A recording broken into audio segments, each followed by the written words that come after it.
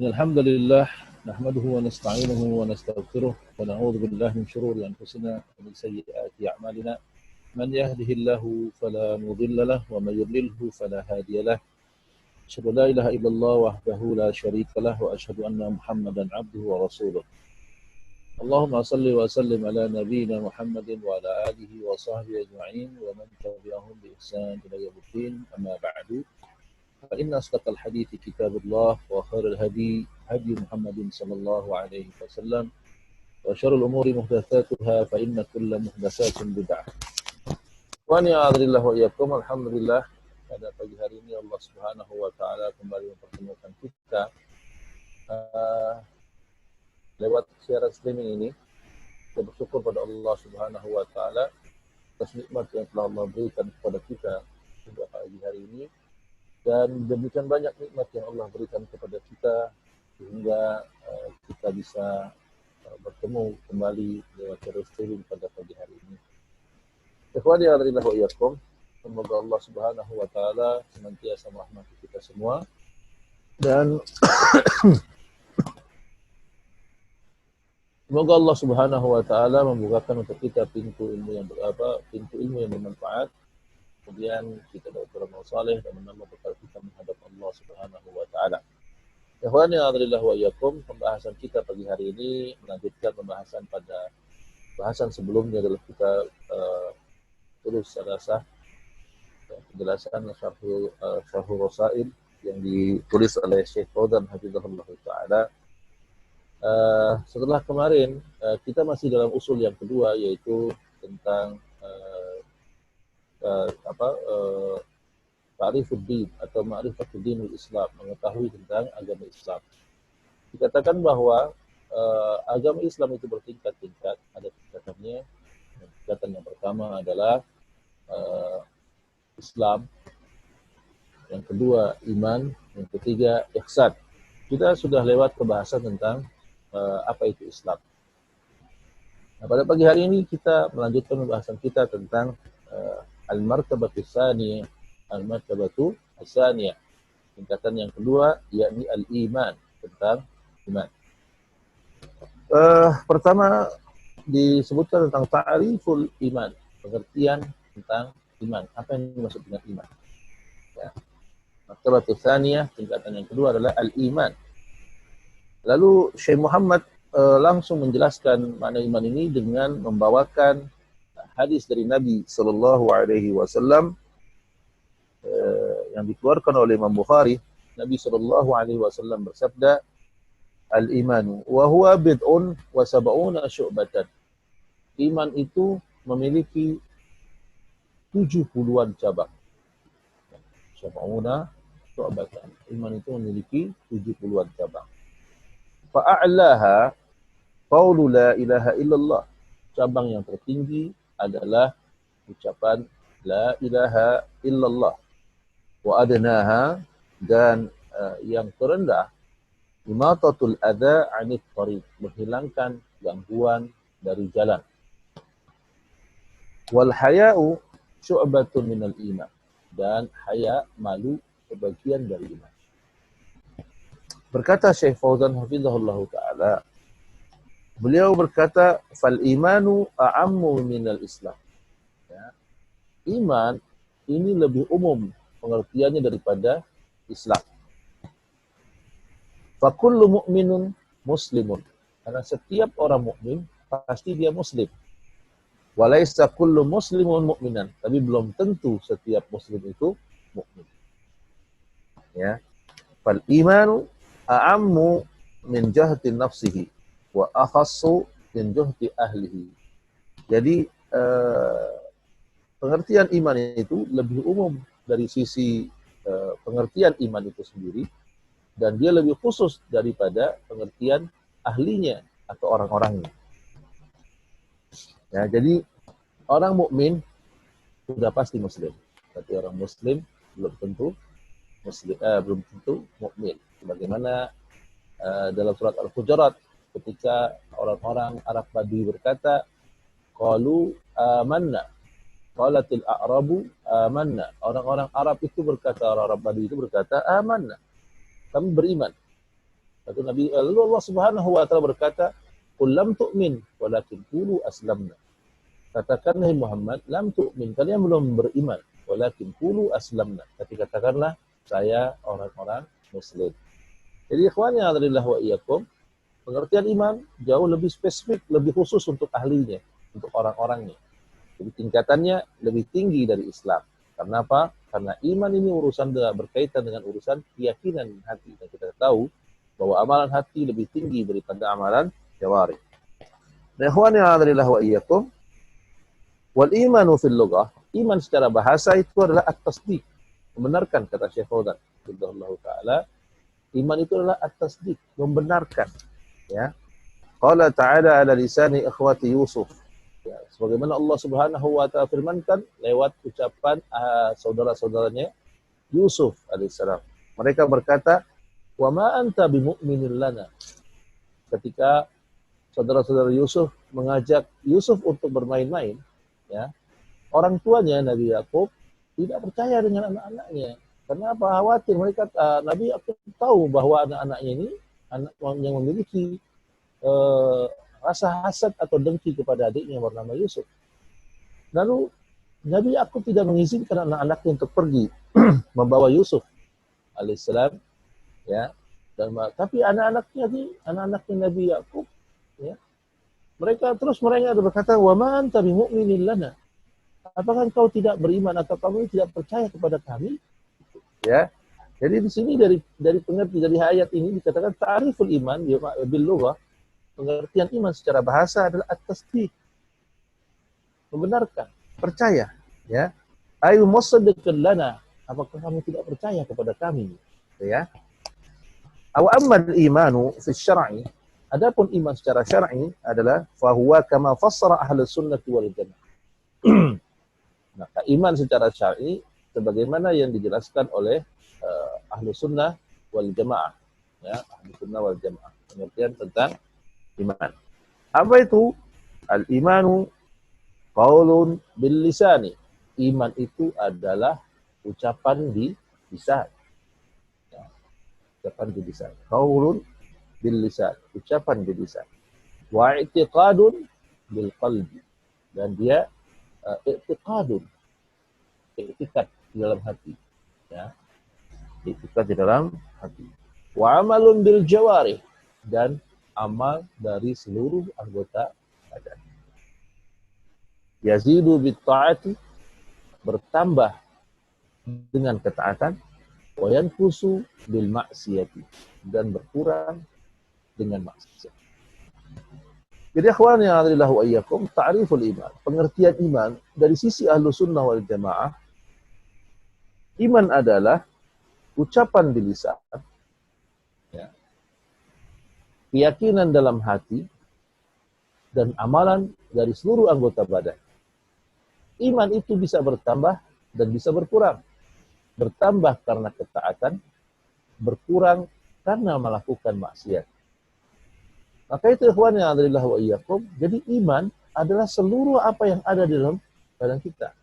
Mulai dari ucapan lisan, keyakinan dalam hati, dan amalan seluruh anggota badan.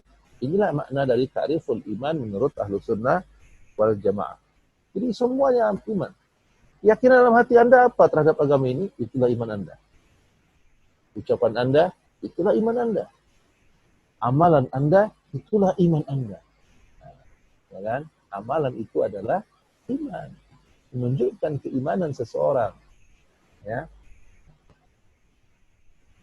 Karena kalau kita lihat ikhwan yang adalah wa iyyakum, contoh yang konkret tentang betapa iman itu juga bertingkat-tingkat, ya.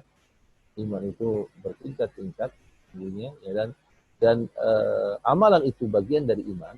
Coba kita lihat, kami dulu pernah ditanya ketika kita mengisahkan tentang hadis Nabi Shallallahu Alaihi Wasallam yang bercerita tentang infaknya Umar bin Khattab radhiyallahu taala anhu. Umar suatu hari membawa harta demikian banyak di hadapan Nabi Shallallahu Alaihi Wasallam. Dia katakan, ya Rasulullah, aku infakkan ini untukmu dan untuk jalan Allah maksudnya. Aku infakkan ini semua di jalan Allah. Nabi SAW bersabda, "Ma abqaita ya Umar?" Apa yang kau sisakan untuk keluargamu di rumah, wahai Umar? Kata Umar radhiyallahu taala anhu, dia katakan, "Abqaitu mislahu." Aku sisakan sisanya ya Rasulullah.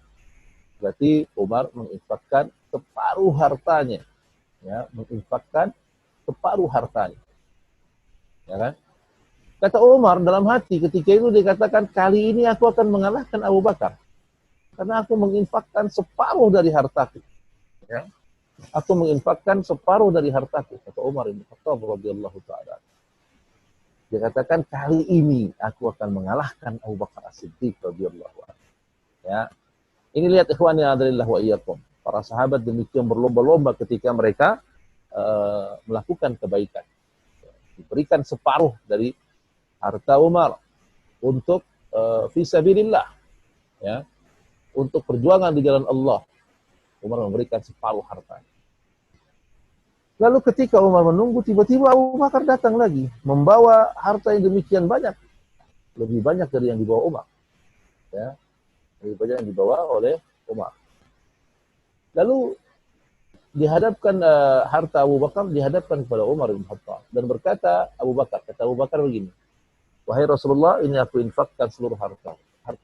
Lalu Nabi SAW bersabda, ma abqaita ya li ahlika ya Abu Bakr? Apa yang kau sisakan untuk keluargamu, wahai Abu Bakar? Apa yang dikatakan oleh Abu Bakar?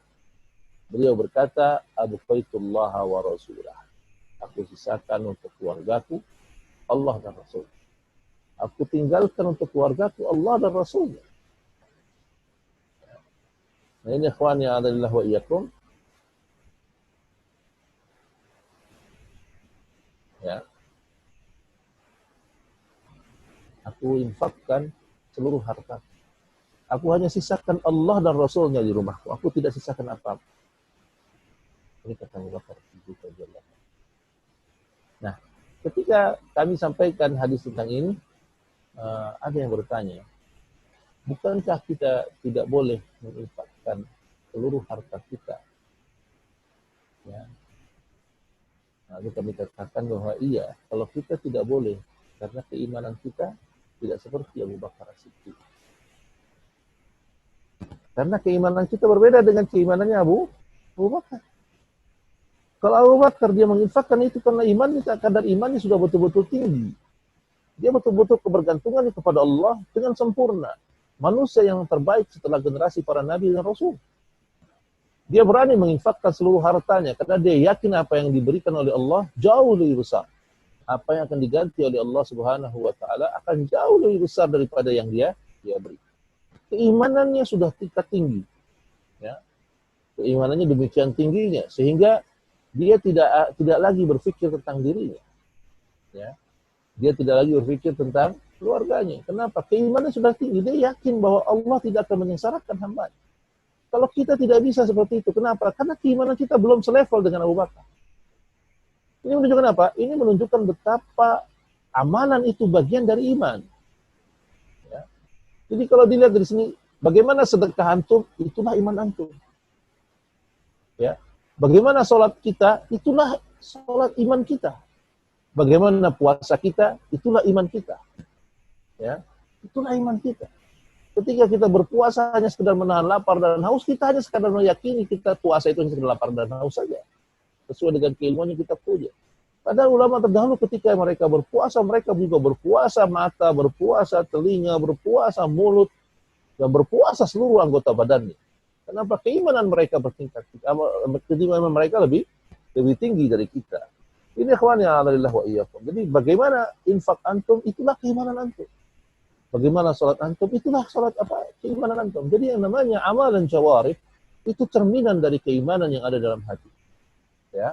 Nah ini ta'riful iman, ini pengertian tentang iman. Jadi iman itu tercermin dari amalan seseorang. Jadi tidak ada cerita seseorang wanita yang tidak memakai hijab, tidak pakai jilbab, lalu dia bilang, ini saya yang penting hatinya baik. Bagaimana mungkin hatinya baik kalau penampilannya buruk? Ya. Tidak akan mungkin hatinya baik kalau pakaiannya juga buruk. Bukankah berpakaian rapi itu tuntutan dari perintah Allah Subhanahu wa taala? Dia tidak bisa katakan yang penting hati saya dijilbab. Itu mana mungkin hatinya bisa baik. Tidak ada orang yang baik jika melanggar aturan Allah Subhanahu wa taala. Ini ta'riful iman dalam sisi Ahlus Sunnah wal Jamaah. Dikatakan bahwa iman yazidu wa yanqus, dia bertambah dan dia berkurang.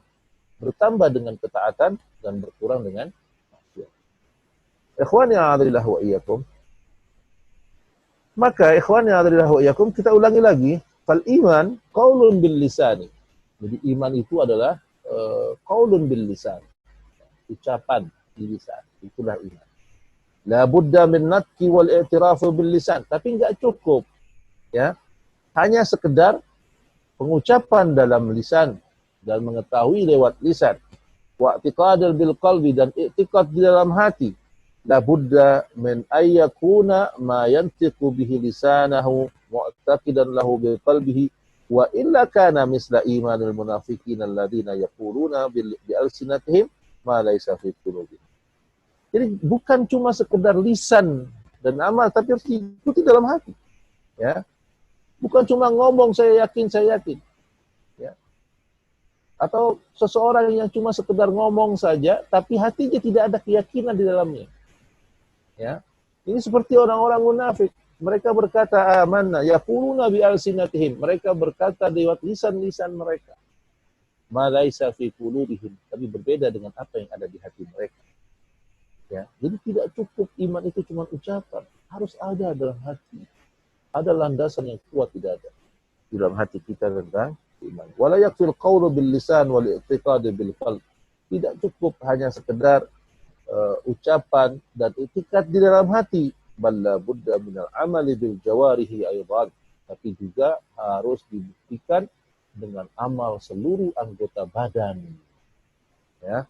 La budda min ada'il faraid, yaitu dengan wajib mengerjakan semua yang fardu-fardu. Ya. Wa tajannabu al-muharramat, meninggalkan yang diharamkan. Fa yaf'alu at-ta'ah, mengerjakan ketaatan. Wa yatajannabu at-ta'ah wa tajannabul muharramat, meninggalkan yang diharamkan. Kullu hadza minal iman, maka semua itu bagian dari keimanan. Ya. Ketika Anda meninggalkan yang haram-haram karena Allah, itu keimanan Anda, dan itulah kadar keimanan Anda. Kalau Anda hanya meninggalkan hanya sekedar di depan manusia, maka Allah Maha tahu apa yang ada di balik hati Anda. Ya. Kullu hadza minal iman. Semuanya bagian dari iman. Semuanya bagian dari iman. Ya. Wa huwa bihadza ta'rif yusammilu ad-din kullu. Nah, inilah pengertian iman dalam agama secara menyeluruh. Ya. Lakin hadza ta'ata wasyara'i al-katsira minha ma huwa juz'un min haqiqatil iman. Nah, makanya semua ketaatan dalam syariat kepada syariat, ya, banyak sedikitnya dalam syariat itu ketaatan kita, ma huwa juz'un min haqiqatil iman, itu menunjukkan bagian dari hakikat iman. Wa minha ma huwa mukammilati lil iman, karena semua amal itu akan menyempurnakan iman. Nah, ikhwani alillah wa iyyakum. Saya katakan bahwa inilah iman. Iman itu apa yang tergambar dalam lisan, tergambar dalam jawarih, begitu dalam hati. Ketika Anda mengatakan mengamalkan sesuatu sesuai dengan apa yang ada di hati Anda, itulah iman Anda. Tapi ketika kita hanya mengamalkan tidak seperti apa yang ada dalam hati kita, ini sama seperti orang-orang munafik, na'udzubillahi min dzalik, yang berada di zaman Nabi SAW. Mereka berkata, yang Allah gambarkan hati mereka, yaquluna bi alsinatihim, mereka ngomong lewat lisan-lisan mereka, ma laisa fi qulubihim, sesuatu yang tidak ada dalam hati-hati mereka. Ini munafik namanya, ya. Maka ikhwan yang a'adzallahu wa iyyakum, ini ta'riful iman, pengertian tentang iman. Wal imanu lahu arkan. Nah, kemudian Syekh Fauzan melanjutkan, wal iman lahu arkan. Iman itu memiliki rukun-rukunnya. Walahu syu'abun, dan iman itu memiliki cabang-cabang. Ya. Waqad bayyanaha an-nabiy sallallahu alaihi wasallam fi haditsain. Bayyana arkanul iman fi hadis Jibril wa bayyana syu'abul iman fi hadis wal iman. Jadi qad bayyana an-nabiy sallallahu alaihi wasallam fi hadisain. Ya, Nabi sallallahu alaihi wasallam menjelaskan ini dalam dua hadis tentang keadaan iman. Ya. Bayyana arkanul iman fi hadis Jibril, beliau menjelaskan tentang iman, rukun iman dalam hadis Jibril, wa bayyana syu'abul iman fi hadisi al-imanu bid'u wa sab'una syu'bah. Ya. Dan menjelaskan tentang iman, cabang-cabangnya dalam hadis yang tadi disebutkan. Wa hadza ya'ti insyaallah. Dan ini akan kita jelaskan kata Syekh Fauzan insyaallah taala. Ya. Jadi dua penjelasan tentang iman oleh Nabi sallallahu alaihi wasallam, yaitu pertama tentang hadis Jibril yang menjelaskan tentang rukun-rukunnya, dan yang kedua tentang pengertian atau cabang-cabang dari keimanan. Ya. Ikhwani a'udzubillah wa iyyakum. Wal iman wal Islam idza dzukira jami'an sara li kulli wahidin makna.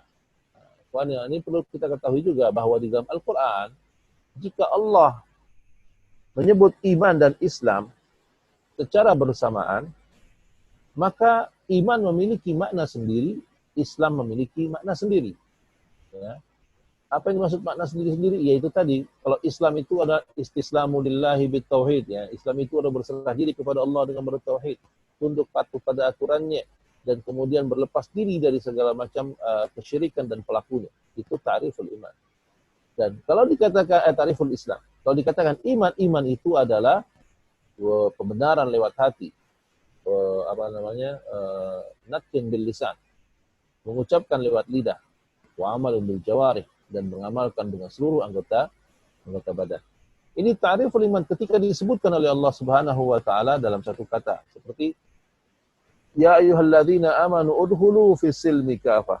Wahai orang yang beriman, masuklah ke dalam Islam secara keseluruhan. Ini maksudnya iman di sini adalah ta'riful iman, yang iman itu adalah ucapan, perbuatan, dan keyakinan.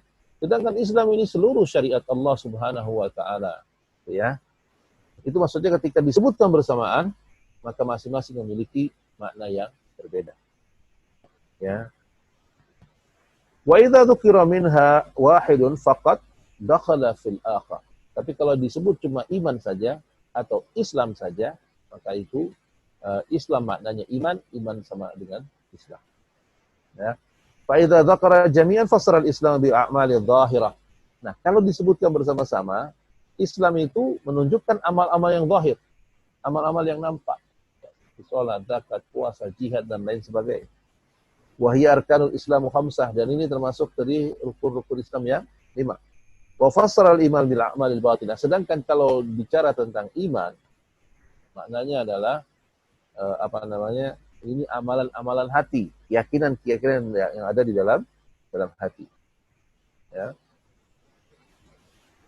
Wahiyal arkanu asittatun wa mahalluhal qalb. Kita katakan kita iman, maka dikatakan iman itu 6 rukunnya, dan tempatnya semua di dalam hati.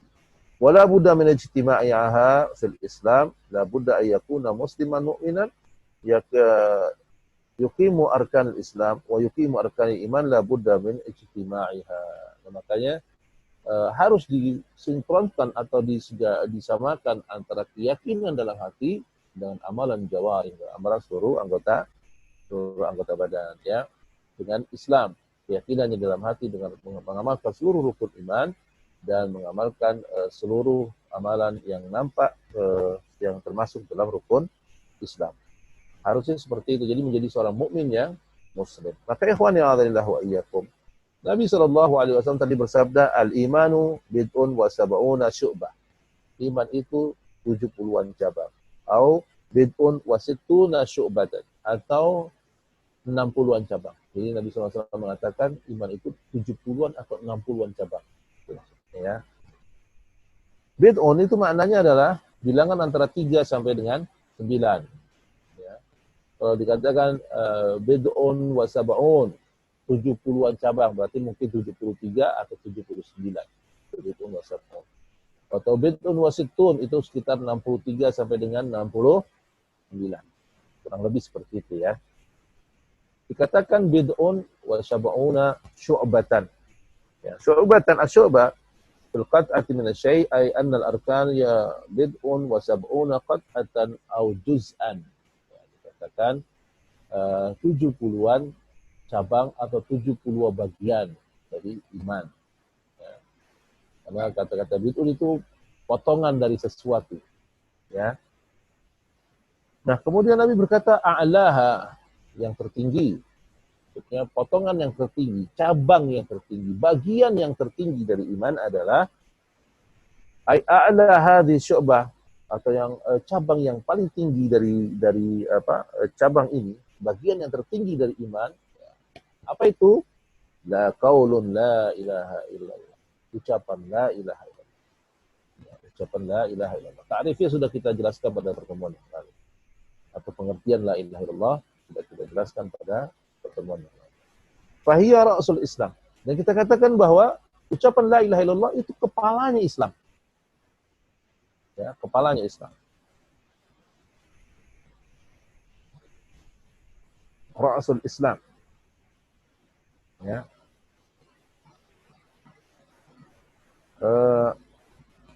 Wa ra'sul iman, dan dia juga kepalanya iman. Ya, ucapan la ilaha illallah itu kepalanya Islam dan kepalanya iman. Wahyal arkanul awal, wahya mawqiluddin. Dia adalah rukun yang pertama dan dialah pintu gerbang seseorang masuk ke dalam agama. Sebelum lewat pintu ini, orang tidak dinamakan muslim. Ya. Sebelum lewat pintu ini, dia tidak dikatakan Islam. Ya, ini a'laha, ini cabang yang tertinggi. Yang tertinggi adalah kalimatun qaulun la ilaha illallah. Ucapan la ilaha illallah. Ya.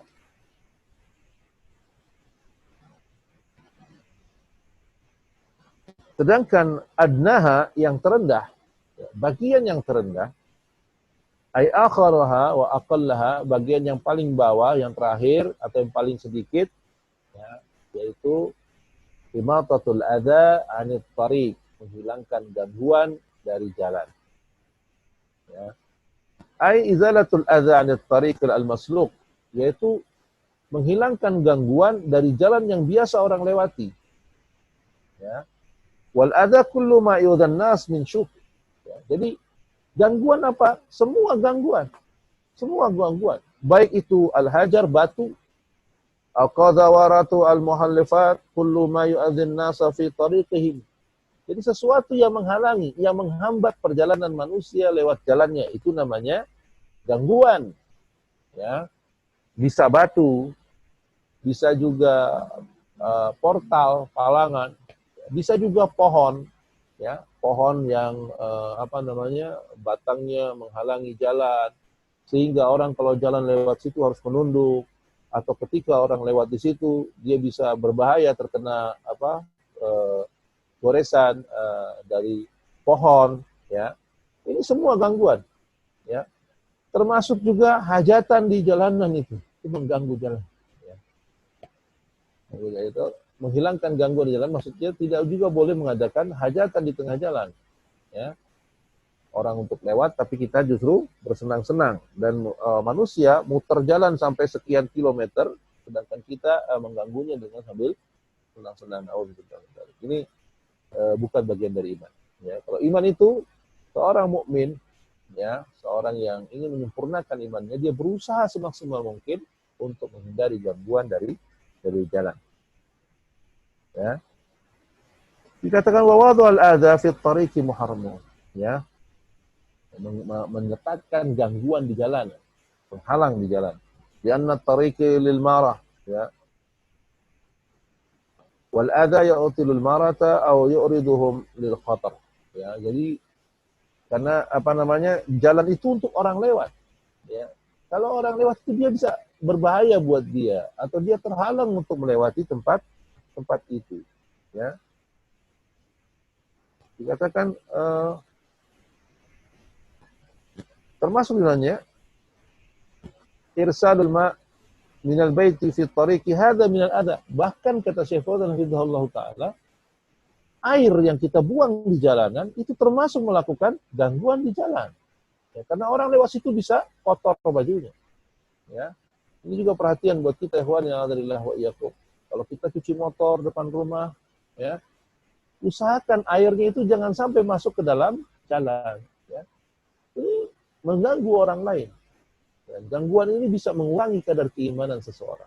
Tentu bukan membatalkan keimanan, hanya mengurangi kadar keimanan.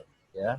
Disalahpahami juga bahwa oh berarti orang yang menjadikan penghalang di jalan itu berarti dia udah nggak punya iman sama sekali. Kalau nggak punya iman sama sekali berarti kafir. Bukan itu maksudnya. Tapi dikatakan tadi bahwa iman yazidu wa yanqus. Iman itu bisa bertambah dan berkurang. Ya.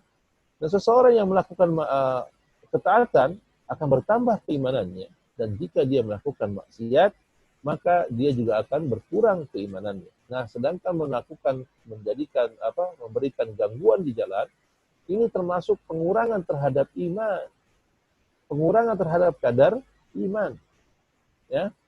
Sehingga orang yang lewat situ akan terganggu, dan orang yang melakukan gangguan ini kadar imannya akan berkurang, ya, berkurang. Kenapa? Karena ini termasuk maksiat. Nah, ikhwani a'adzallahu wa iyyakum. Kemudian Nabi berkata, wal haya'u syu'batun minal iman. Dan malu bagian dari iman. Al haya' khalaqa bija'alahu Allahu fil insani yahmiluhu ala fi'li ma yahmiluhu wa yazinuhu wa yamna'uhu mimma yadnisuhu wa yashwinuhu. Malu ini adalah sifat yang Allah Subhanahu wa taala berikan ke semua manusia. Ya. Sehingga seseorang malu untuk melakukan keburukan-keburukan. Malu untuk melakukan sesuatu yang akan merendahkan martabatnya. Ya. Maka wal haya alladhi yahmilu sahibu 'ala al-khair wa yab'adahu 'ani syarri hadza mahmud. Tentu yang dipuji, yang termasuk malu bagian dari iman adalah malu yang seseorang ketika dia memiliki perasaan malu itu, dia terhalang untuk melakukan keburukan, dan dia malu kalau dia tidak melakukan kebaikan. Ini adalah malu yang terpuji. Jadi bukan sebaliknya. Sebaliknya, kalau malu melakukan kebaikan, ya, tapi tidak malu melakukan maksiat, ini malu yang tercela. Seperti malu dalam bertanya ketika di majelis ilmu. Ini malu yang tercela, ya. Malu yang terpuji adalah malu yang menghantarkan pelakunya malu malu jika tidak berbuat kebaikan, dan malu jika mengamalkan maksiat. Dan tentu ini adalah malu yang terpuji. Amal haya alladhi yamna'ul insan min fi'lil khairi wa talabul ilmi was-su'alu amma ashkala alaih fahadha haya madmum li'annahu hajal, ya. Ya, karena kata Syekh Fauzan, kalau malu untuk melakukan kebaikan, malu untuk menuntut ilmu, malu untuk bertanya sesuatu yang meragukan dia, ya, ini tentu malu yang tercela, ya, malu yang tercela. Nah, ikhwani a'adzallahu wa iyyakum, hadis dari riwayat Bukhari ini menjelaskan tentang iman itu 3 unsurnya, ya. Iman itu 3 unsurnya. Nabi Shallallahu Alaihi Wasallam tadi berkata, al-imanu bid'un wa sab'una syu'bah. Iman itu 70-an cabang. Ai bid'un wa syu'tuna syu'bah, atau 60-an cabang. A'laha, yang tertinggi adalah qaulu la ilaha illallah. Ucapan la ilaha illallah. Ucapan, qaulun. Ini amalan apa? Tentu kita katakan kalau ucapan ini amalan lisan. Berarti iman di lisan. Kemudian apa lagi? A'laha qaulun la ilaha wa adnaha imatatul adza 'anil tariq. Yang kedua, cabang yang terendah atau tingkatan iman yang terendah adalah menyingkirkan penghalang dari jalan. Menyingkirkan penghalang dari jalan ini jelas amalan jawarih, amalan seluruh anggota badan, ya kan? Dan al-haya syu'batun minal iman. Malu bagian dari iman. Nah, kalau dikatakan malu bagian dari iman, ini berarti bahwa malu tempatnya di dalam hati. Maka dalil yang disampaikan oleh Syekh Muhammad ini jelas menunjukkan betapa pengertian iman menurut Ahlus Sunnah wal Jamaah itu tepat. Yaitu iman adalah i'tiqadun bil jinan, ya, atau qaulun bil lisan, ucapan lewat lisan, wal i'tiqadun bil qalb, keyakinan dalam hati, wa amalun bil jawarih, dan amal dari seluruh anggota badan. Yazidu bit ta'ah, bertambah dengan ketaatan, wa yanqusu bil maksiyah, dan berkurang karena maksiat. Ini salah satu dalilnya, dan banyak sekali dalil yang menjelaskan bahwa pengertian Ahlus Sunnah adalah iman tidak terpisahkan antara lisan, amal, dan hati. Ya, tidak terpisahkan. Ya, makanya nanti juga ketika kita berbicara tentang pembatal-pembatal keimanan, maka juga tempatnya ada di hati, ada di lisan, dan ada di amal. Ya, bisa batal iman seseorang karena i'tiqadnya, bisa batal keimanan orang karena lisannya, dan bisa juga batal keimanan seseorang karena amalnya. Karena apa? Karena iman itu 3 tempatnya. Ya, karena iman itu 3 tempatnya. Makanya tidak bisa dipisahkan antara satu dengan yang lain. Nah, ikhwani a'adzalillah wa iyyakum, ini makna dari pengertian tentang iman, ya, ta'riful iman. Ikhwani a'adzalillah wa iyyakum, qala, berkata Syekh Muhammad melanjutkan ucapannya, wa arkanuhu sittatun. Rukun iman itu ada 6. Ya, rukun iman itu ada 6. Antu'mina billah. Pertama, beriman kepada Allah. Wa malaikatihi, dan kepada para malaikat. Beriman pada malaikat-malaikatnya Allah Subhanahu wa ta'ala. Wa kutubihi, dan kitab-kitabnya Allah. Wa rusulihi, dan rasul-rasulnya Allah, utusan-utusan Allah. Wal yaumil akhir, dan beriman kepada hari akhir. Wa tu'minu bil qadari khairihi wa syarrihi, dan beriman kepada takdir baik maupun takdir buruk. Ini iman, rukun iman yang enam.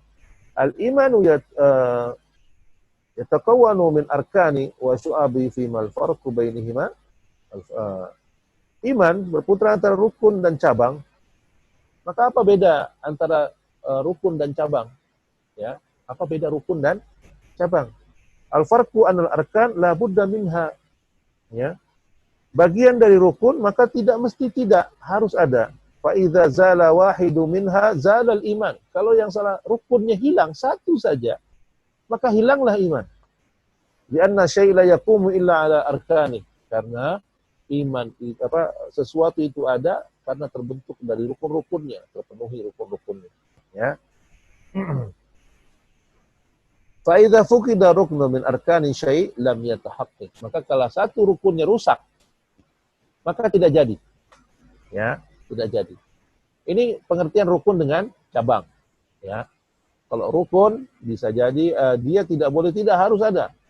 Kalau hilang salah satunya, maka hilanglah iman. Ya. Ini rukun. Beda dengan syu'ban atau cabang. Ya, amma syu'b fa innaha mukammilat. Sedangkan cabang-cabang ini mukammilat, penyempurna saja. Imannya tetap ada, tapi dia mukammilat, menyempurnakan. La yazulul iman yazulu syai' minha. Iman tidak hilang karena hilangnya sebagian cabang. Tadi dikatakan salah satu cabang yang terendahnya adalah imatatul adza 'anil tariq. Ya, menyingkirkan penghalang dari jalan. Bukan berarti orang yang melakukan penghalang di jalan dia dianggap kafir. Tapi dikatakan orang ini tidak sempurna imannya. Ya. Bukan hilang imannya, tapi tidak sempurna imannya. Imma wajibat atau mustahabat, ya. Baik yang wajib-wajib maupun yang sunnah-sunnah. Fal wajibat likamalil imanil wajib. Ya. Maka yang wajib, semua hukum-hukum amal-amal yang wajib adalah menyempurnakan iman yang sempurna itu, yang wajib. Wal mustahbab di kamal iman yang mustahab, ya. Dan amal-amal yang sunnah ini menyempurnakan iman yang sunnah, ya. Maka fa idza tarakal muslimu syai'an minal wajibat, jika ada seorang mukmin meninggalkan hal-hal yang wajib, au fi'lan syai'an minal muharramat, atau dia mengerjakan yang diharamkan oleh Allah, fa innahu la yazulu imanahu bil kulliyah inda ahli sunnah wal jamaah. Walakin yazulu kamalul wajib. Bisa jadi seorang muslim yang meninggalkan amalan wajib, ya, maka dia dikatakan bukan berarti imannya hilang sepenuhnya, ya, tapi dikatakan imannya berkurang, ya, imannya hanya berkurang. berkurang kesempurnaan imannya jika seseorang meninggalkan hal yang wajib. Tentu yang wajib ini bukan termasuk dari rukun Islam, ya. Seperti berbakti kepada kedua orang tua. Kalau orang melakukan bakti kepada orang tua, maka sempurna iman. Tapi kalau dia tidak berbakti kepada kedua orang tuanya, maka dia dikatakan dia tidak dia masih mukmin, dia masih muslim, ya, tapi imannya berkurang. Kemudian ikhwan yang adzallahu wa iyyakum fayakunu naqisul iman aw fasiqan kama law syaribal khamar, ya. Maka dikatakan ini orang-orang yang berkurang imannya yaitu orang-orang yang seperti para orang-orang yang melakukan maksiat, ya, seperti peminum khamar, ya. Ini mereka dikatakan keimanannya berkurang, ya. Maka dikatakan mereka mukmin yang fasik, ya, mukmin yang fasik. Sama lau syaribal khamar, seperti orang yang minum khamar atau mencuri atau berzina, au fala syai'a minal kabair, atau dia melakukan amalan-amalan dosa-dosa besar, ya, yang lainnya. Ada yakunu fa'ilan li muharrimu wa kabiratun min kaba'iriz dzunub lakinnahu la yakfuru bidzalik, ya. Tentu amalan-amalan yang dilakukan ini, maksiat yang dilakukan ini dosa-dosa besar, tapi bukan dosa-dosa besar yang membatalkan keimanan, ya. Dosa-dosa besar yang bukan dosa besar yang membatalkan keimanan, ya. Maka orang yang mencuri, maka dikatakan dia tetap muslim selama dia tidak istihlal, tidak menganggap mencuri itu halal. Kalau dia dianggap mencuri itu halal, maka dia dianggap batal Islamnya. Tapi selama dia menganggap bahwa mencuri itu dosa, maka dia tidak dianggap batal Islamnya. Dia masih disebut sebagai seorang muslim. Apa konsekuensinya? Maka ketika ada seorang yang mencuri, tidak bisa kita katakan dia kafir. Atau ada orang yang berzina, langsung kita katakan dia kafir. Tidak. Dia mukmin, dia muslim, tapi naqisul iman. Tapi berkurang imannya. Imannya berkurang. Ya. Itu pun selama dia tidak meyakini bahwa perbuatan itu halal. Tapi kalau dia meyakini perbuatan itu halal, maka bukan saja berkurang, tapi imannya sudah dianggap hilang. Ya. Nah, ikhwan yang adzalillah wa iyyakum, maka seseorang yang melakukan hal-hal yang diharamkan, melanggar dosa-dosa besar, ya, la yakfur bidzalik, tidak dianggap kafir, ya, tidak dianggap keluar dari Islam. Wala yahruju minal iman, dia juga tidak keluar dari keimanan atau mukmin. Bal yakunu fasiqan, tapi dia disebut sebagai seorang fasik. Wa yuqamu 'alil had in kanatil ma'siyatu dzata had. Dan dia seorang mukmin harus ditegakkan had, hukuman atasnya jika pelanggaran yang dilakukan atau dosa yang dilakukan mengharuskan dia mendapatkan hukuman. Seperti apa? Seperti orang yang mencuri dipotong tangannya, seperti orang yang mabuk harus dicambuk, orang yang berzina, yang ghairu muhsan dicambuk, orang yang zina muhsan harus dirajam, ya. Tapi sekali lagi, ikhwan yang adzalillah wa iyyakum, ini bedakan antara menjatuhkan hukuman, ya. Hukuman ini hanya boleh penguasa yang melakukannya, bukan individu, bukan kelompok, bukan juga para ustadz atau dai yang melakukan ini. Tapi yang melakukan ini adalah pemerintah yang berkuasa, ya. Nah, ikhwan yang adzalillah wa iyyakum, kalau orang yang melanggar atau sesuatu yang Allah haramkan, dia dihukumi fasik, ya, belum dianggap kafir selama dia tidak istihlal, menganggap halal sesuatu yang Allah haramkan. Wa kadzalika man tarku wajiban, kaman tarku birrul walidain aw silatul qurabah, hadhihi wajibat. Ya, begitu juga dengan orang-orang yang meninggalkan hal-hal yang wajib. Muslim tapi meninggalkan kewajibannya. Seperti apa? Kewajiban berbakti kepada kedua orang tua, kewajiban menyambung silaturahim. Ini kewajiban. Faman man tarakaha naqasun naqisa imanahu. Siapa yang durhaka kepada orang tuanya, naqisa iman, maka berkurang keimanannya. Ya. Wa kana asiyan bitarkil wajib. Kenapa? Dia dihukum ahli maksiat karena meninggalkan yang diwajibkan atas dia. Wa yakunu asiyan imma bitarkil wajib wa imma bi fi'lil muharram. Ya, maka seseorang dikatakan ahli maksiat, ya, selama dia meninggalkan yang wajib atau mengerjakan maksiat atau yang diharamkan. Wala kulli hal la yakhruju minal iman wa innama yakunu mu'minan naqisal iman. Tapi mereka tidak dianggap keluar dari Islam. Ya, tidak boleh dikafirkan. Maka seorang muslim yang sudah jelas nampak keislamannya, maka tetap dikatakan mereka muslim. Sampai jelas dan kuat juga nampak pembatal-pembatal yang dia lakukan. Tapi kalau enggak, dia tetap muslim. Maka kita hukumi semua orang, ya, semua orang yang nampak sebagai seorang Islam, seorang Muslim, maka kita hukumi dia Muslim. Selama tidak nampak pembatal-pembatal yang dia lakukan. Tidak boleh kita korek-korek ke aibnya. Tidak boleh kita cari-cari kesalahannya. Ya. Kenapa? Karena ada larangan untuk tajassus, mengorek-ngorek aib saudara sesama Muslim. Allah katakan, wala tajassasu wala yaktab ba'dukum ba'dha. Jangan kau tajassus, mencari-cari aib saudaramu untuk menghukum saudaramu. Jangan. Ya. Wala yaktab ba'dukum ba'dha.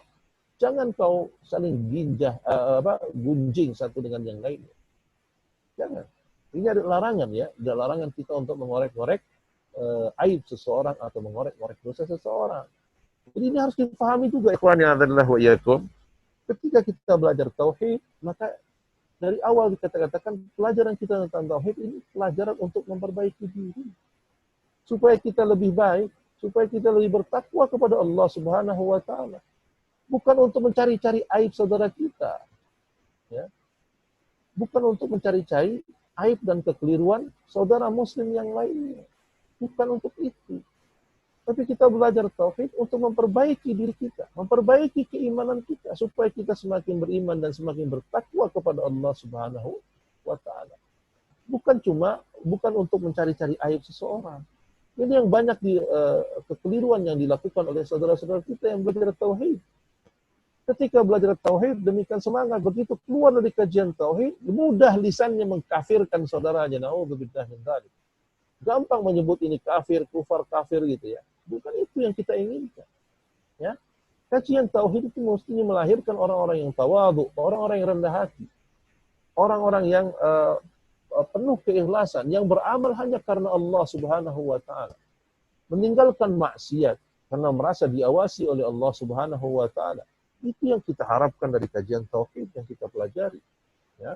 Bukan orang-orang yang mencari musuh, bukan orang-orang yang mencari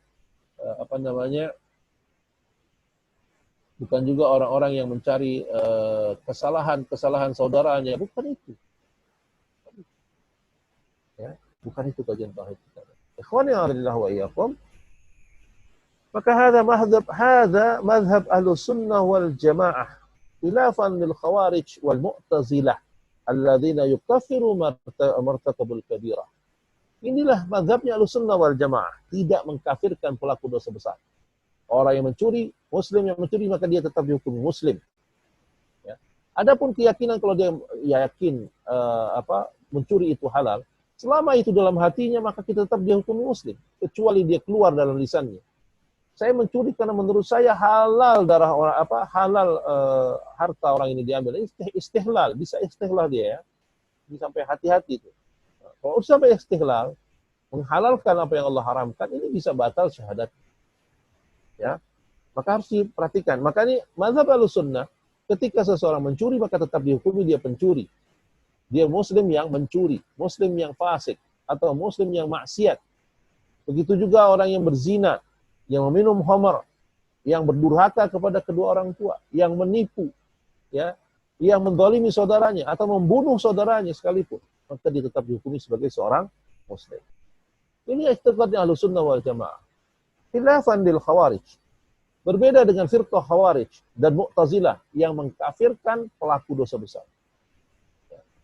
Orang Khawarij itu kalau tidak melakukan pelaku dosa besar dihukumi kafir, langsung dihukumi kafir. Ya. Orang yang berzina berarti kafir karena tidak ada muslim yang berzina. Ini Khawarij dan Mu'tazilah.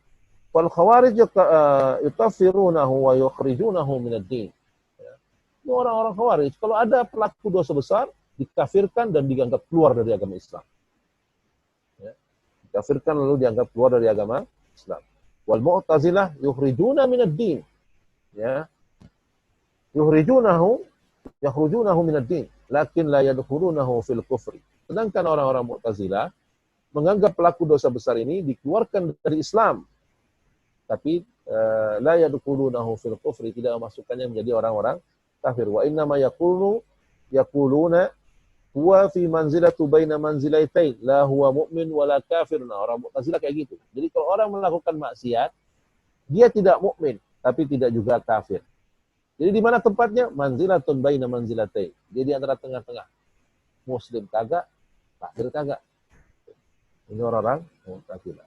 Hadza madhhabahum wa huwa madhhabu mubtadi'un. Ini madhab mereka dan ini namanya madhab mubtadi'. Madhabnya ahlul bidah.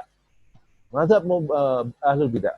Mukhalifun lil adillah, yang jelas-jelas berseberangan dengan dalil-dalil, bertentangan dengan dalil-dalil yang ada.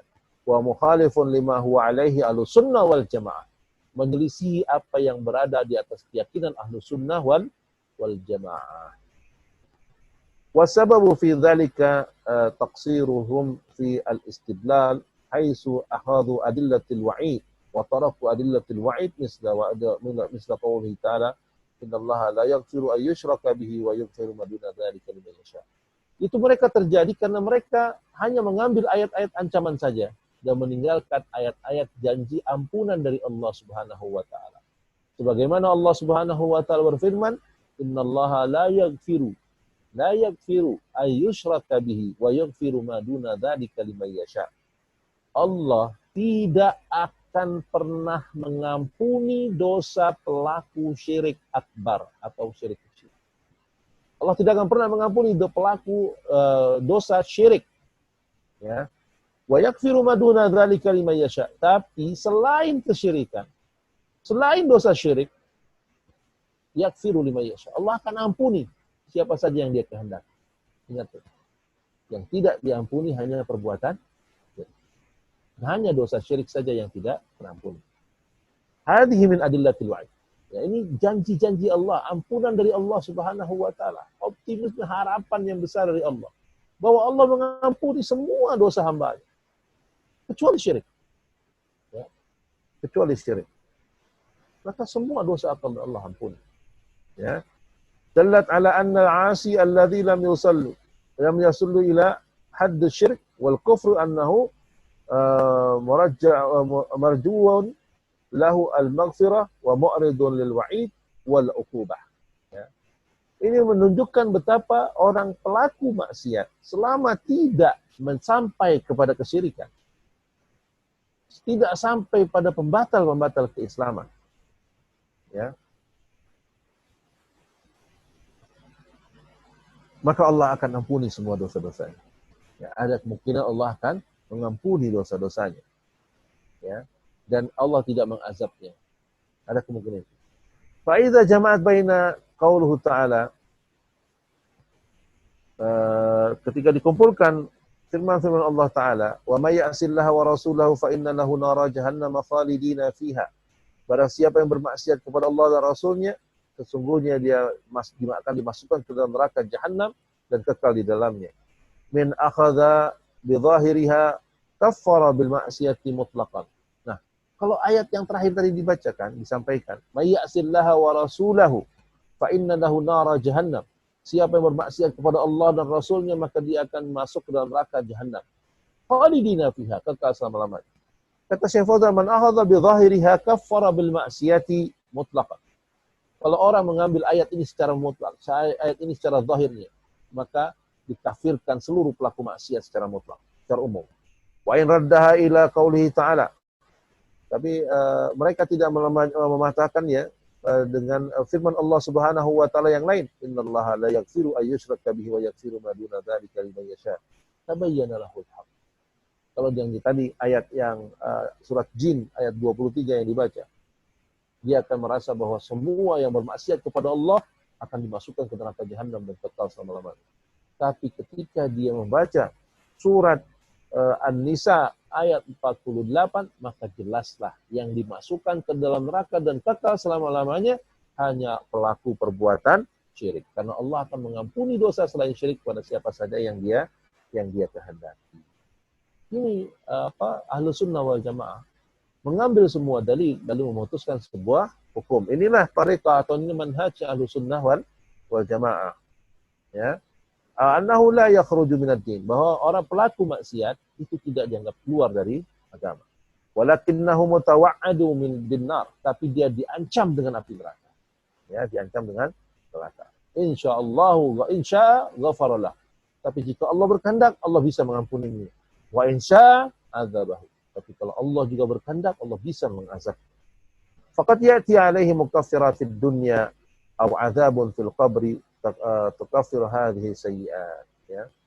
Maka akan datang kepadanya pengampunan di dunia dan azab di kubur sebagai penghapus dari dosa-dosanya, ya. Jadi dosa itu bisa terhapus dengan bala, dengan wabah, ya, dengan musibah, ya. Kemudian dengan hal-hal yang membuat kita sakit, bisa juga azab di kubur, ya. Itu juga sebagai penghapus dosa, supaya nanti ketika kita berjalan di hadapan Allah sudah terhapus semua dosa-dosa kita. Wal mukaffiratu katsirah, dan cara Allah mengampuni dosa-dosa itu sangat banyak, ya. Yabtali masaib, ya, ditimpakan musibah, yabtali bi uqubati fid dunya aw yu'adzibu fi qabrihi, atau dia ditimpakan musibah di dunia, kesusahan di dunia, atau dia diazab di kuburnya, aw yu'ajjilu ila yaumil qiyamah wa yakunu tahtal masyiah, ya, dan keberatan-keberatan di hari kiamat, sehingga dia merasakan semua keberatan-keberatan itu, dan semua keberatan itu akan menghapus dosa seorang muslim. Hadza mazhab Ahlus Sunnah wal Jamaah. Inilah mazhabnya Ahlus Sunnah wal Jamaah. Wa hadza huwal farqu baina asy-sya'b wal arkan. Inilah beda antara rukun dengan cabang, ya. Jadi dikatakan wa man taraka syai'an minal arkani fa innahu yakfur. Siapa yang meninggalkan cabang maka dia dihukum kafir. Wa man jahada tauhid wa asyraka billah hadza yakfuru bi annahu tarkur ruknul awwal. Siapa saja yang ingkar kepada tauhid, berbuat syirik kepada Allah, maka orang ini dikafirkan. Bi annahu tarkur ruknul awwal, karena ini dianggap dia keluar dari rukun yang pertama. Wa man jahada ahadur rusul yakfur. Siapa yang mengingkari salah satu dari para rasul, dia dikafirkan. Kenapa? Li'annahu tarku ruknan min arkanil Islam. Karena dia meninggalkan salah satu dari rukun-rukun Islam, rukun-rukun Islam, ya. Wa man jahadal malaika yakfur. Yang tidak percaya akan atau tidak ingkar terhadap malaikat, maka dia dianggap kafir. Kenapa? Yakhruju minal millah, dan dianggap keluar dari agama Islam. Man kafara bil ba'si au jahadal jannata au nar. Ya, siapa yang mengingkari diutusnya Nabi sallallahu alaihi wasallam, atau mengingkari surga dan neraka, atau mengingkari syirat atau jembatan yang ada di hari kiamat nanti, au mizan, atau mengingkari mizan, au syai'an mimma thabatta min umuril akhirah fa innahu bidzalika yakfur. Maka dia ingkari sebagian dari yang sudah ditetapkan oleh para ulama dan ijma'nya para ulama tentang adanya hal itu di masa hari kiamat, maka dia dianggap kafir. Di annahu ankara rukna min arkanil Islam, dan dianggap dia telah mengingkari salah satu dari rukun-rukun Islam. Kadzalika man jahadal qadar. Begitu juga orang yang mengingkari tentang takdir. Ya. Wa qala al-amru unuf, dikatakan amr itu unuf. Ya. Amru itu unuf. Walam yasbiqu qadar minallahi innama hiya al-masadafah. Dia enggak tahu, dia enggak meyakini adanya takdir dari Allah Subhanahu wa taala. Ya. Maka walaysa hunaka qadar kama yaquluhu ghulatul mu'tazilah fa innahu yakfuru aidan. Ya, seperti orang-orang Mu'tazilah yang gulat, yang sudah radikal, ya. Sudah fundamental, orang-orang Mu'tazilah yang gulat, yang berlebihan, sangat berlebihan, ya. Kenapa? Dia mengingkari takdir. Amma man taraka syai'an min asy-syu'ab, dia mengingkari takdir. Maka siapa saja mengingkari salah satu rukun-rukun iman atau rukun-rukun Islam, maka dia dianggap khurajal minal millah, dianggap keluar dari agama. Ya.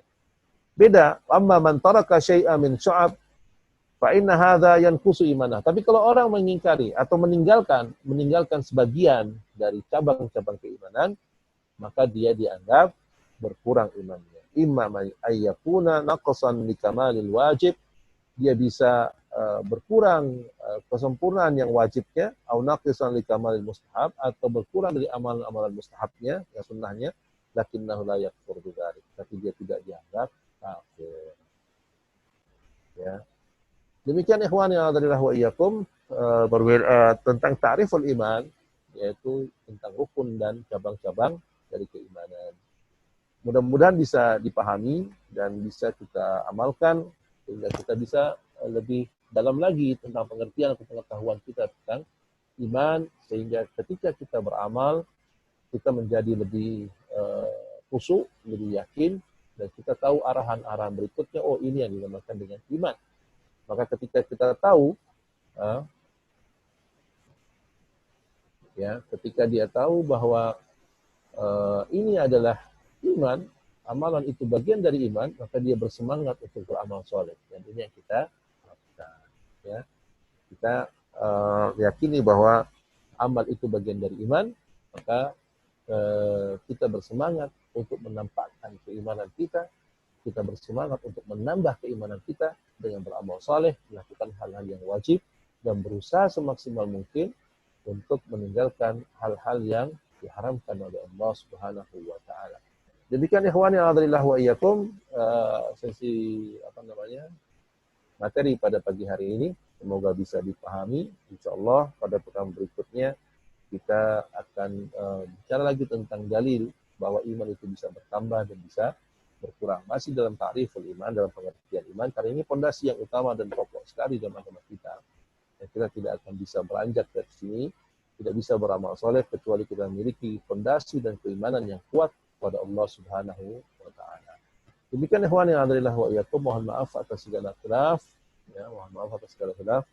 dan kita kembalikan kepada antum semua. Kalau ada yang mau bertanya, kami persilahkan. Untuk ibu-ibu boleh lewat chat, ya. Kalau untuk ikhwannya boleh langsung raise hand atau angkat tangan, dan jika diizinkan boleh langsung bertanya. Demikian sesi materinya. Wassallallahu ala nabiyina Muhammad wa ala alihi wa sahbihi ajma'in. Ada yang bertanya ketika ini ada bertanya dari Ummu Atfah, ya. Dikatakan bahwa ditanya bismillah, Ustaz, saat ini sering ketika hajatan orang menutup jalan. Jika diizinkan oleh pejabat setempat, misal RT dalam hal ini, siapa yang mesti kita benci? Karena selama lemah iman adalah benci di dalam hati. Ya. Ikhwan yang ada di wa iyyakum, alhamdulillah salatu wassalamu ala Rasulillah wa ba'd. Untuk apa? Bahwa amalan ini, jalan itu adalah milik umat atau milik manusia yang lewat di sana, ya, bukan milik penguasanya, ya. Kecuali ada hal-hal yang urgen. Menurut saya kalau hanya hajatan ini bukan hal yang urgen. Ya, seseorang yang mau hajatan sebaiknya dia mencari tempat yang luas yang tidak mengganggu jalan. Kalaupun dia harus hajatan di rumah, ya nggak apa-apa dihajatan di rumah, tapi jangan tutup jalan, karena jalan itu hak bersama, ya, hak orang yang berlalu lintas. Lalu siapa yang harus kita benci? Ya, kita benci dan kita tidak suka hal ini, gitu ya. Tapi kebencian kita tidak kita tampakkan. Kenapa? Karena yang melakukan pelanggaran ini juga masih tetap muslim saudara kita. Ya, tetap kita harus memberikan wala kita kepada mereka. Yang kita tidak suka hanya perbuatannya saja. Ya, karena ini termasuk dari maksiat. Siapa yang kita tidak suka, ya kita nggak suka dengan penutupan jalan. Siapa pelakunya, itulah yang kita tidak suka, dan kita beri nasihat. Ya, kalau ketua RT atau RW-nya juga mengizinkan, maka kita nasihati dengan cara baik. Ya, nasihati dengan cara yang baik, bukan dengan marah-marah, bukan juga dengan cara-cara yang buruk, yang justru akan membuat kita dijauhi oleh tetangga karena keburukan sikap dan perilaku kita. Nah, ini yang mesti dipahami juga, ya, ketika kita berdakwah, ketika kita mengajak orang pada kebaikan, ya. Amar ma'ruf nahi munkar, kaidahnya begini. Amar ma'ruf harus dengan cara-cara yang ma'ruf. Sedangkan nahyi anil munkar tidak boleh dengan cara-cara yang munkar. Menasihati orang dengan kebaikan harus dengan cara-cara yang baik. Mengingkari kemungkaran tidak dengan kemungkaran yang lainnya, ya. Kalau seandainya ada orang yang menutup jalan, bukan berarti langsung kita sambiti rumahnya, ya, karena ini mengingkari kemungkaran dengan kemungkaran. Tapi hendaklah kita mengingkari kemungkaran dengan cara-cara yang ma'ruf, ya, dengan cara-cara yang baik. Pandanglah mereka tetap sebagai saudara kita, ya. Bagaimana ketika dengan saudara? Ya, kita kadang-kadang marah dengan saudara, tapi hendaklah kita berbuat ihsan tetap kepada mereka, ya, dengan cara-cara yang baik. Mudah-mudahan Allah Subhanahu wa taala merubah hati-hati mereka ketika kita menasihatinya dengan penuh kebaikan, ya. Wallahu taala a'lam. Kemudian yang angkat tangan Pak Widi, tafadhal Pak Widi. Assalamualaikum Ustaz. Assalamualaikum warahmatullahi wabarakatuh. Ini Ustaz kan mengenai beriman kepada takdir baik, takdir buruk ya.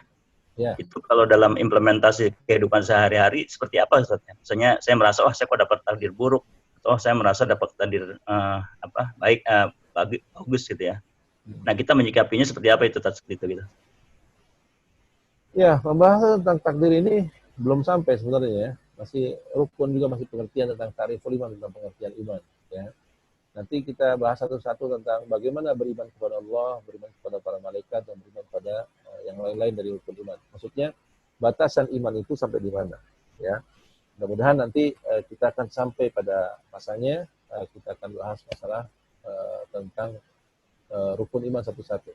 Ya, untuk menjawab pertanyaan Pak Widi bahwa bagaimana implementasinya, ya kita harus menerima bahwa ada 4 itu ya, ada 4 tingkatan dalam meyakini tentang takdir. Bahwa Allah Subhanahu wa taala mengetahui, ya, Allah Subhanahu wa taala mengetahui segala sesuatu, yang besar maupun yang rinci, yang umum maupun yang rinci, yang besar maupun yang kecil. Tidak ada yang luput dari pengetahuan Allah Subhanahu wa taala. Ya, bahwa takdir, ya, sesuatu yang terjadi pada kita ini berarti sudah diketahui oleh Allah Subhanahu wa taala. Kemudian ada tingkatan yang kedua dia, yaitu Allah yang mencatat. Setelah Allah tahu, Allah catat semua. Jadi ketika ada takdir yang menimpa kita, kita yakin, oh ini sudah tercatat di sisi Allah Subhanahu wa taala. Kemudian yang ketiga adalah Al-Khaliq, Allah menciptakan. Takdir itu, kejadian itu adalah semua Allah Subhanahu wa taala yang menciptakan.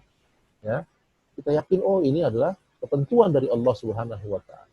Kemudian tingkatan yang keempat bahwa semua yang terjadi tidak akan terjadi kecuali atas izin Allah Subhanahu wa taala.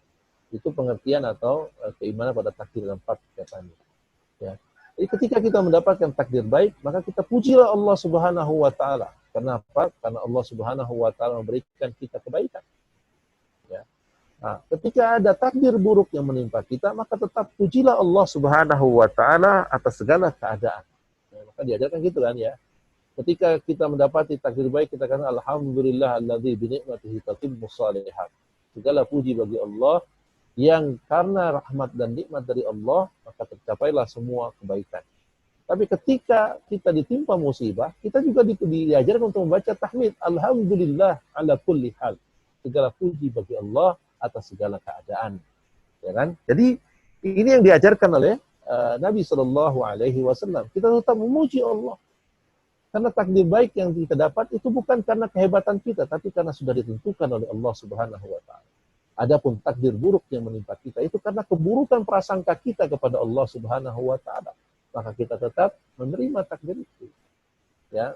Itu adalah buruk sangka kita kepada Allah, ya. Mesti kita hilangi, tidak ada takdir yang buruk, ya. Tidak ada takdir yang buruk pada hakikatnya karena Allah tahu kepentingan hamba-Nya, ya. Banyak takdir itu nanti contoh-contohnya nanti kita akan sampaikan pada masanya insyaallah taala. Mudah-mudahan kita bisa sampai dalam pembahasan takdir, ya. Paling nggak seperti itu dulu Pak Widi. Secara garis besarnya kita harus menerima bahwa semua takdir itu adalah ketentuan dari Allah Subhanahu wa taala. Demikian ikhwan yang alhamdulillah wa iyyakum. Bagi ada yang lainnya, ada yang mau ditanyakan lagi? Ya. Ustaz mau tanya nih Ustaz. Ya. Kan kalau mentaati pemerintah wajib ya Ustaz? Terus pertanyaannya apa? Ya kalau misalkan kita tidak mentaati pemerintah nih Ustaz, seperti kita kan sekarang lagi ini ya wabah COVID-19. Ya. Kan suruh tarawih di rumah masing-masing. Ya. Cuma ada yang nggak mau gitu ngikutin pemerintah Ustaz. Itu hukumnya gimana ya Ustaz? Ya. Ini masalah tarawih ya. Kalau masalah mentaati pemerintah, Allah Subhanahu wa taala berfirman, ya ayyuhalladzina amanu atiiullaha wa atiiur rasul wa ulul amri minkum. Wahai orang beriman, taatilah Allah, taati Rasul dan ulul amri di antara kalian. Mentaati Allah dan mentaati Rasul ini sifatnya mutlak. Tidak ada alasan, ya, kita menolak perintah Allah dan perintah Rasul. Adapun mentaati pemerintah, yaitu dalam rangka ketaatan kepada Allah dan Rasul. Selama mereka berada dalam kebaikan, maka kita ikuti. Tapi ketika mereka memerintahkan keburukan, fala sam'a wala ta'ah. Tidak boleh dengar dan tidak boleh taat. Ya, karena ketaatan kita kepada pemerintah adalah ketaatan, landasan kita adalah karena taat kita kepada Allah dan Rasulnya. Ini yang pertama tuh, dalam taatan kepada pemerintah. Adapun masalah tarawih saat ini, ya, ini bukan cuma pemerintah, tapi semua ulama juga menganjurkan hal itu. Ya, mereka para ulama memandang dengan ilmu yang mereka miliki, berdasarkan dari kabar daripada ahli, orang-orang yang mengatakan bahwa ada ahli kesehatan pada saat ini yang melarang kita untuk berkumpul. Ya, nah, ini membuktikan betapa agama itu bukan suka-suka kita. Agama itu adalah ketaatan. Ya, agama itu adalah ketaatan, bentuk ketaatan. Dikatakan Islam itu istislam. Tunduk apa? Berserah diri. Berserah diri sama apa? Berserah diri sama aturan-aturan Allah Subhanahu wa taala. Jadi kalau kita pergi ke masjid itu karena perintah Allah. Adapun ketika ada saat ini kita dilarang atau tidak pergi ke masjid, itu juga karena perintah Allah. Kenapa? Para ulama memberikan anjuran supaya tidak sholat di masjid, tidak tarawih, tidak sholat Jumat, dan lain sebagainya. Itu mereka berdasarkan ilmu ala basirah atas keilmuan yang mereka miliki. Nah, ibadah itu harus sesuai dengan ilmu, bukan dengan suka-suka hati kita. Tapi kita beribadah sesuai dengan ilmu yang kita punya. Bagaimana Allah perintahkan, itu yang kita lakukan. Karena beribadah itu pada prinsipnya adalah berserah diri. Rela diatur oleh Allah Subhanahu wa ta'ala. Ketika Allah perintahkan kita untuk sujud, maka kita sujud. Ketika Allah perintahkan kita rukuk, kita rukuk. Ketika Allah perintahkan kita tidak makan, maka kita tidak makan. Karena ini bentuk adalah ketaatan. Islam itu adalah berserah diri. Ya, berserah diri. Sehingga kita tidak melakukan sesuai dengan apa yang kita mau. Tapi kita mengikuti apa yang Allah inginkan. Begitu juga dalam hal ini, makanya ikhwan yang adalah wa iyyakum, larangan untuk kumpul-kumpul, untuk melakukan salat berjamaah di masjid, ini larangan dari para ulama kita, ya, dari para pemerintah kita, dalam rangka apa? Untuk mencegah bahaya yang lebih besar. Untuk mencegah bahaya yang lebih besar. Maka itu ikhwan yang adalah wa iyyakum, kita harus mentaati apa yang Allah Subhanahu wa taala perintahkan ini, ya. Adapun saudara-saudara kita yang tidak mentaati pemerintah atau tidak mentaati aturan yang Allah buat, itu karena kehilafan mereka. Sekali lagi, mereka tetap saudara kita, maka itu harus tetap dinasihati. Kalau mereka tidak dinasihati, maka tidak mengapa, biarkan saja urusan dia, nanti tanggung jawab dengan Allah Subhanahu wa taala. Bukan urusan kita untuk menghakimi mereka, ya. Kita tetap menasihati. Ya, tetap menasihati mereka. Kenapa? Karena mereka tetap muslim. Dan muslim harus kita berikan wala kepada mereka, ya kan?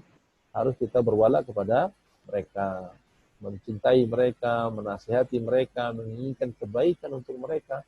Itulah hakikat seorang muslim kepada saudaranya. Dan ini tidak hilang hanya karena mereka melanggar satu dua aturan dari Allah Subhanahu wa taala. Demikian, semoga dipahami. Wallahu taala a'lam. Ya, ada lagi Pak Beni. Fadhal Pak Beni. Assalamualaikum warahmatullahi wabarakatuh, Ustaz. Assalamualaikum warahmatullahi wabarakatuh. Ya, Afwan Ustaz, ada pertanyaan dari Anam mengenai tajasus, Ustaz. Ya.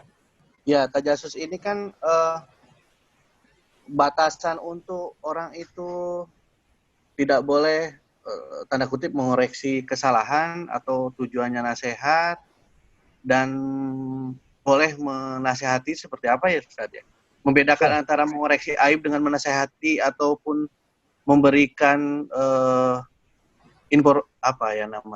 men-share ke orang lain yang mendengarkan sebelumnya supaya tidak salah atau terjerumus. Itu seperti apa, Ustaz ya? Batasannya seperti apa? Mudah-mudahan ini agak muter-muter ini pertanyaannya. Intinya kalau ada orang yang menyampaikan dalil itu salah ataupun pemahaman agama salah, kita ikutan menjelaskan itu. Seperti apa, Ustaz? Ya. Jazakallah khairan Pak Beni. Ya, tajassus itu artinya adalah mengorek-ngorek aib. yang pelakunya sudah sembunyikan aib itu, tapi dia mengorek-ngorek, membukanya, supaya diketahui oleh orang banyak. Padahal pelakunya sendiri sudah menutupinya. Ya. Tajasus boleh dikatakan ini dosa yang dilakukan secara pribadi atau keburukan yang dilakukan tanpa sepengetahuan orang lain. Tajasus itu mengorek-ngorek, cari-cari kesalahan. Itu tajasus namanya. Ya. Kita tidak boleh tajasus. Seorang muslim dikatakan wala tajassasu. Jangan kalian saling tajasus. Jangan mengorek-ngorek aib saudaramu. Saudaramu yang sudah tutupi, yang saudaramu sudah tidak melakukannya lagi, atau saudaramu pun juga melakukan itu dalam sembunyi-sembunyi. Jangan kau buka di depan orang. Ya. Karena kalau seandainya kau membuka aib saudaramu, nanti Allah akan buka aibmu. Dan Nabi SAW mengatakan, kalau Allah sudah mau buka atau mentajasus kamu, membuka aibmu, nanti Allah akan buka semua aibmu, walaupun kau lakukan maksiat itu di kamarmu saat kau sendirian. Ini jangan sampai tajasus itu seperti itu, ya. Kita tajasus. Adapun ketika ini tajasus tadi pengertiannya, adapun ketika seseorang melakukan keburukan yang berkaitan dengan orang banyak dan ini dia sudah nampak kelihatan keburukannya, dia tidak tutupi keburukannya atau dia tutupi, tapi ini mengandung bahaya untuk orang lain seperti sang penipu, orang yang suka menipu ini pasti dia menampakkan mukanya itu muka orang-orang baik, ya. Muka orang-orang baik. Nah, ketika dia tampakkan kebaikan, padahal kita tahu dia mau menipu, maka kita kasih tahu orang lain bahwa dia punya track record sebagai penipu. Itu pun hanya kita kasih tahu hanya sebatas penipuan yang dia lakukan. Ya. Tidak boleh lebih dari itu. Tidak boleh kita bawa-bawa keluarganya, tidak boleh kita bawa masa lalunya yang tentang berzina segala macam. Urusan berzina urusan dia dengan Allah. Ya. Tapi kalau urusan dia dengan masyarakat umum, yang dosanya itu bisa berbahaya kepada orang lain, maka ini harus kita buka. Ya, itu pun hanya sebatas orang yang berkaitan erat dengan dia. Ya. Sama seperti para ulama ketika membuka tentang menjarah jarh wa ta'dil, tentang inti dari ilmu hadis, ya, celaan dari para ulama tentang perawi hadis, ini pun dibatasi hanya sekedar dia matruk, dia tidak ditinggalkan. Dia hadisnya dhaif, dia hadisnya ini. Hanya seperti itu. Tidak dijelaskan dia dhaif karena orang suka nipu. Dia kemarin sudah nipu orang ini, sekian ini. Enggak gitu. Cukup dikatakan ini berbahaya orang ini dan hati-hati dengan orang ini. Udah cukup seperti itu. Ya. Kalau orang ini berbicara tentang keyakinan, tentang etikot yang keliru, kita jelaskan juga. Keyakinan orang ini adalah mengatakan begini. Oh, orang ini Mu'tazilah. Atau ini orang Khawarij yang suka mengkafirkan orang-orang yang pelaku dosa besar. Yang hati-hati yang orang ini yang suka bom sana bom sini, ya, itu bisa jadi, itu boleh juga seperti itu. Tapi hanya sebatas aib yang berbahaya untuk orang lain yang kita ceritakan. Bukan menceritakan semua aib yang pribadinya dia. Tentang dia yang nggak sholat malam, tentang dia yang berzina, tentang dia yang masih suka minum khamar, ini nggak perlu kita ceritakan. Ya. Kita katakan yang berkaitan dengan orang banyak. Yang kira-kira orang banyak itu bisa berbahaya atau mendatangkan keburukan buat dia. Buat orang banyak. Mendatangkan keburukan buat orang banyak, maka ini harus dikasih tahu. Supaya orang lain jangan sampai terberdaya dengan kejahatan yang dia lakukan. Begitu kurang lebih Pak Behi. Wallahu ta'ala a'lam. Ya, demikian ikhwani adarillah wa iyyakum. Alhamdulillah, sampai di sini dulu jumpa kita karena sudah siang, ya. Sudah siang, semoga Allah Subhanahu wa taala mencatat duduk kita ini sebagai amal saleh yang akan menambah bekal kita nanti di hadapan Allah Subhanahu wa taala. Dan kita kami mohon maaf atas segala kekurangan dan khilaf. Kita tutup jumpa kita dengan doa kafaratul majlis. Subhanakallahumma bihamdik, asyhadu an la ilaha illa anta, astaghfiruka wa atubu ilaik. Wa sallallahu ala nabiyyina Muhammadin wa ala alihi wa sahbihi ajma'in. Wassalamualaikum warahmatullahi wabarakatuh.